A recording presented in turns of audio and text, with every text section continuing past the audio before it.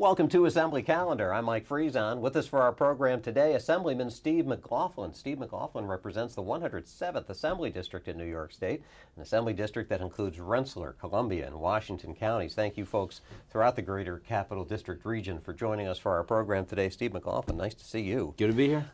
We're sitting here before the show trying to figure out what to talk about today. Not because there's nothing to talk about, because there's too much to talk about and fit in the 15-minute window that we've got in front of us here today. So let's get right to it. Sure. Let's start with the story about the lawn repair at the state capitol. This is probably the least important of all the things that are on our plates today. No. But you've been making an issue with this, that the state is talking about this $30,000 bill that ballooned up into a $60,000 bill to repair the Capitol lawn after that gun rally that was held a few weeks ago. Yeah, well, only in New York could you have $60,000 to repair a lawn and then tell me that it's going to take a month to do, when that really any landscaper would tell you it's a 2-day job at best, and they'd probably be loafing the second part of day 2 because they'd be done. You could scrape and flatten that lawn in one day, probably by noon. A real contractor would do it, and have it seeded and mulched and ready to go. But in New York, it turns into $60,000. It went from $30,000 to $60,000 overnight. So I called them on it. I called OGS and said, where are you coming up with your numbers? And they said, well, it's 250 hours worth of labor. I said, well, if I did it with a fork, it wouldn't take me 250 hours to fix that lawn. But, you know, in 250 hours, I said, well, wait a minute. How do you come up with $30,000 in labor?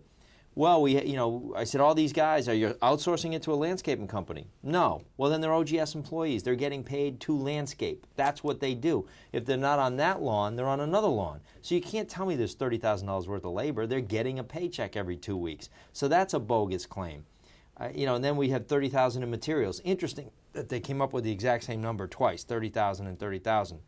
How convenient that they come up with that. And they're not going to sod the entire lawn. That was a question. Are you going to sod the whole thing? No. Can you tell me what percentage you're going to sod? No. Well, then basically you own the trucks, the rakes, the shovels, the skid steers, the loaders. You own everything except the seed and whatever amount of sod you're going to use. There's no way on God's earth that's $30,000 worth of material and $30,000 worth of labor. So I called them out, asked them for a detailed analysis of their numbers. I still haven't received it. It's been 10 days. So they're getting another letter from me shortly. So what's the motivation? What do you think the motivation is for what's going on here? My opinion, in my entire time here in New York, not just in the legislature, I've never seen a rally have a number pinned to it and say you caused X amount of damage.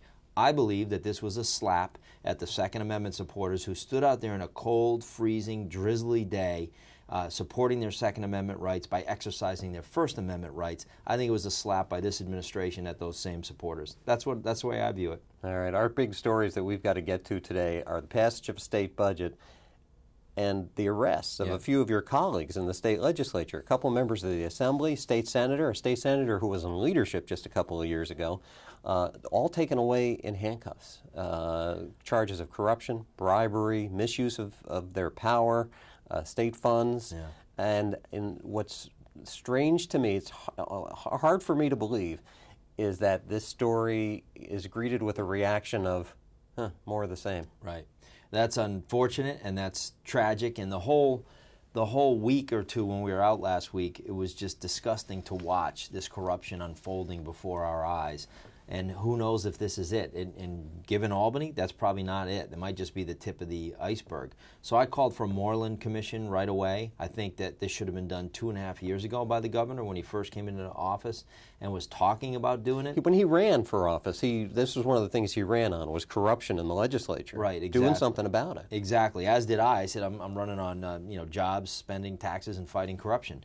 And every time I see corruption, I yell and scream about it. The problem is you don't see it on a daily basis. It's not like it's unfolding in front of you in the chamber.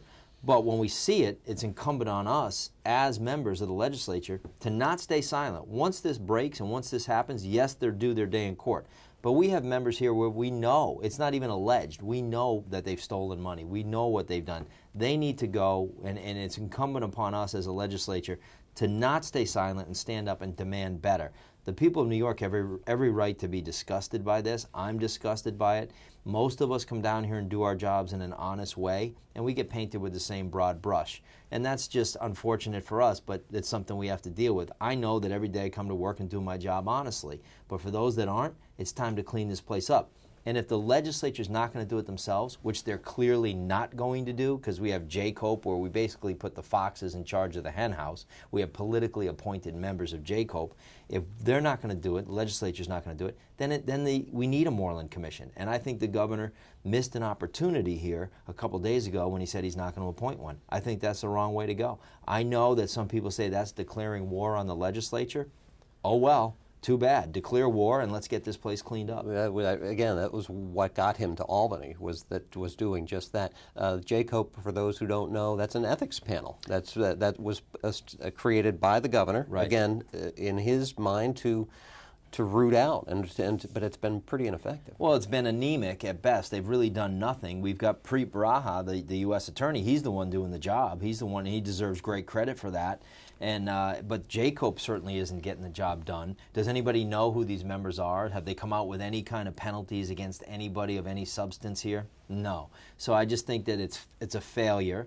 And boy, I seem to remember the phrase that gets thrown around here that we're not supposed to waste a crisis. I don't particularly like that phraseology, right. But we certainly hear it enough on certain issues. Well, why are we wasting this crisis? Why not enact a Moreland Commission and get to the bottom of this? A Moreland Commission has subpoena power and has real teeth and has outside independent members, not politically appointed. Besides these arrests and the litany of legislators in the last 10 years who have been convicted and some have died in prison, you've got the questions of some of your current sitting colleagues in the Assembly.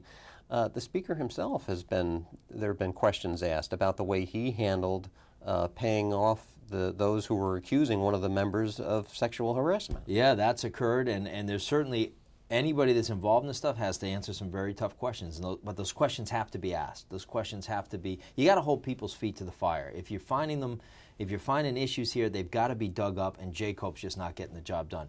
Take the case of William Boylan, for example. We absolutely know that he's filed false claims against the people of New York. He's filed for per diem money, $165 or $170 a day, for many, many days to the tune of $67,000 that he was not in Albany.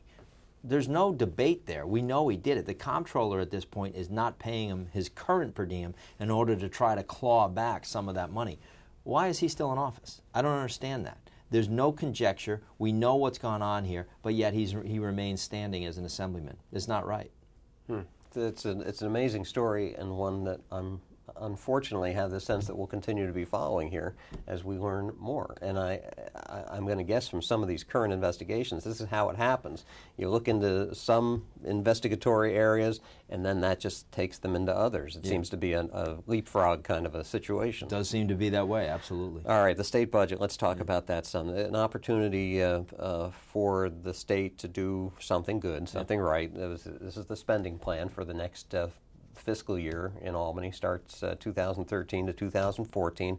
You happy with this? You say, if you run into somebody that you represent, what do you tell them about this budget? This budget to me was sort of a mixed bag. There was certainly some good things, as there is in every budget. There was certainly some bad things that aren't going to help anybody and probably hurt businesses and taxpayers.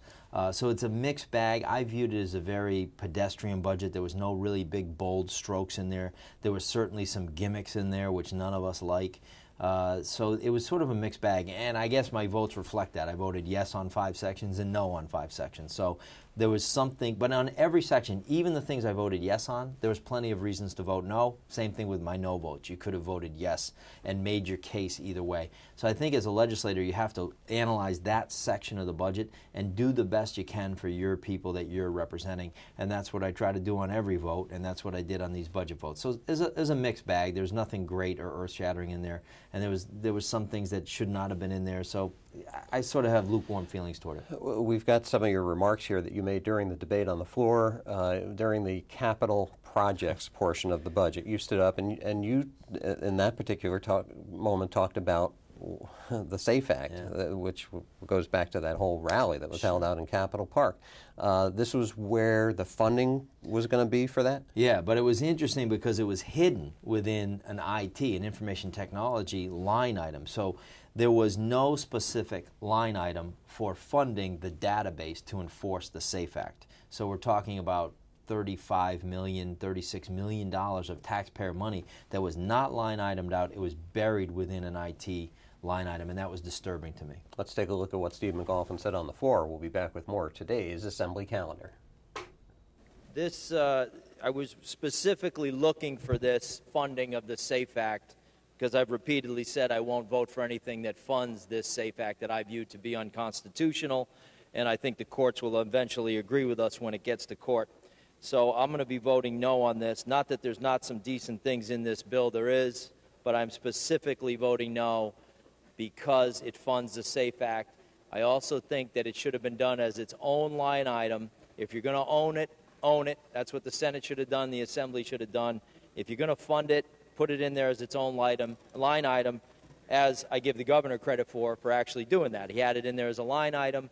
The Senate and the Assembly hid it inside of the Office of Information Technology Services, but the people of New York are well aware that there's $27 million being used to gather data on law-abiding citizens, so I will be voting no.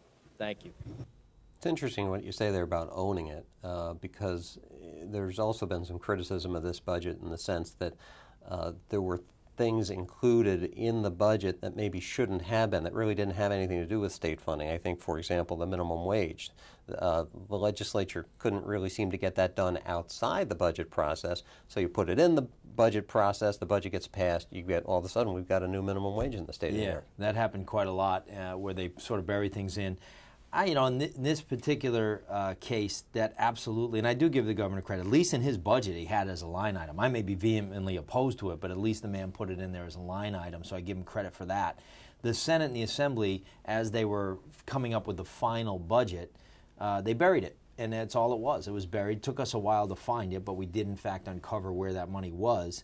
But it would have been easy to miss it. I mean, the budget, as you know, is this big. It's a foot tall, and Bigger. to find $27 million in a $140 billion budget could have been difficult. But we found it, and that was my specific reason for voting no on that capital projects part of the budget, because I was not going to give any credence to this bill in any way, shape, or form. And so once I found it, it was clearly going to be a no vote from me. I don't have time to show the remarks you made on the floor. I wanted to today on the cutting of funding to the developmentally disabled. There was a huge debate on that, Yeah. and the question of how the state is prioritizing where it's spending its money. You know, $420 million tax credit for Hollywood, but yet we cut our most vulnerable citizens by, it ended up being $90 million. And that fight continues. We're going to do whatever we can to get that money back. But the reality is, it shouldn't have taken a 3-hour debate on the floor. That should have been a given, that you're taking care of your most vulnerable citizens. That's the role of government, as I see it. Protect those that need it the most. And we had an amendment on the floor that would have restored that money. Every Republican signed the letter to the governor. 72 Democrats signed that letter. There was plenty of votes to get that restoration to happen. But when it came right down to it, the Democrats abandoned us, and only 2 Democrats, Harvey Wiesenberg and Mickey Kearns, and they deserve credit, along with every other Republican assemblyman, we stood up and did our job and voted yes on that amendment, which would have restored funding. The other Democrats who were railing against the cuts, they had a chance to vote, and they didn't do it. The Hollywood tax credit that you refer to, is that the one that to entice the Tonight Show to come back to New York City? Yeah, that's part of it. $5 million for the Tonight Show and another $5 million for America's Got Talent. But what our disabled people don't have is the money they need to proceed. It's stunning when you think of just how you prioritize, where you want to put the money, how you want to spend it. It's unfortunate. It's sad, really. It was a heartbreaking debate. Harvey Wiesenberg gave a very impassioned speech. You know, his son Ricky is developmentally disabled. He's 50 years old now. So Harvey's been dealing with the developmentally disabled son, who he loves very much. You could see that on the floor. It was just heart-wrenching to go through that debate and then not stand up and restore that money. Upcoming programs, we'll come back to that. We'll talk about some of the other things. And again, I wanted to do this today, to the impact of this budget on the people that you represent. How are they going to feel this budget? We'll do that in an upcoming program. Right. Steve McLaughlin, thanks for joining us. Thank you, folks, too, for spending your time. We'll look forward to seeing you for that next edition of Assembly Calendar.